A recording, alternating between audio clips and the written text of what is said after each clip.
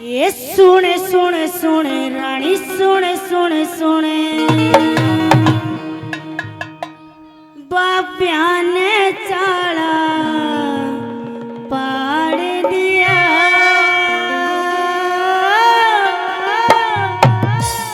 उस गोरखनाथ फकीर ने बागा में चिमटा गाड़ दिया।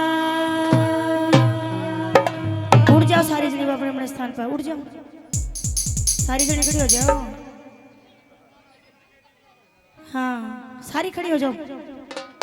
जितनी भी बैठी हैं भगतनी दरबार में सभी उठेंगी और सभी दरबार में नाच झूमकर हाजिरी लगाएंगी। कैसे?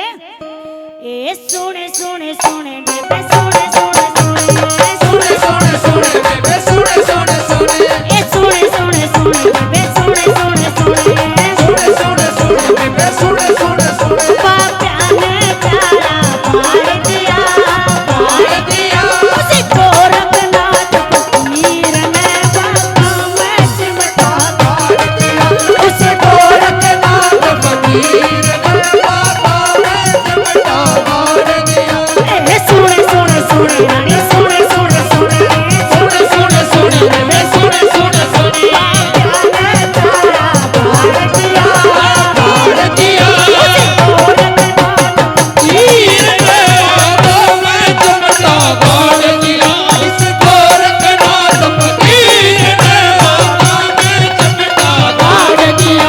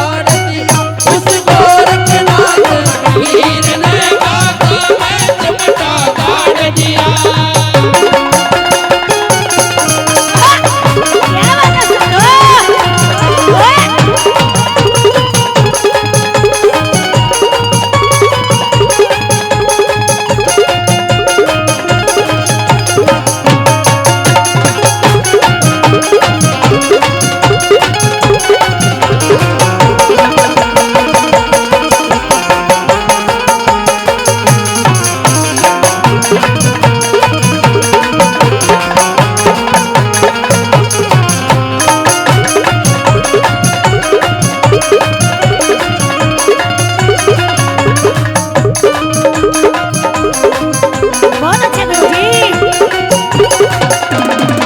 धूना चेतन कर बाबा मैं बहार आई। धूना चेतन कर बाबा मैं बहार आई। सूखे कुएं में पानी अगड़ो गंगा जमुना भर आई। सूखे कुएं में पानी अगड़ो गंगा जमुना भर आई। ऐसी अलग जगाई लाल करे मैं काट दिए काट दिए उसी गोरख नाथ फकीर ने बाबा मैं चमटा काट दिया। उस गोरखनाथ फकीर बाबा मैं चमटा काट दिया। जय हो नाथा की बोलिए गोविंद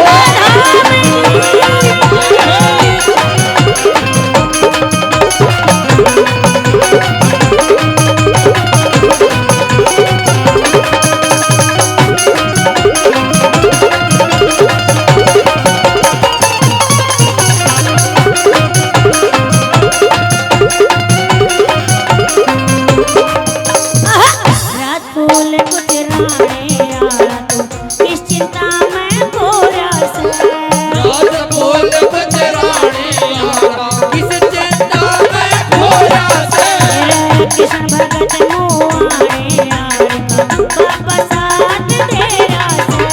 कृष्ण भगत मोहाने यारा ओ बाबा साथ तेरा से। ओ बोल मोती से पिरोरा से। ओ बोल मोती से पिरोरा से। नया बदलियो आज दिया काट दिया उसी गोरखनाथ फकीर। वीर नरेंद्र रामा चमटा मार दिया। उस गोरखनाथ फकीर ने बाबा मैं चमटा काट दिया। उसी गोरखनाथ फकीर ने काट दिया। उस गोरखनाथ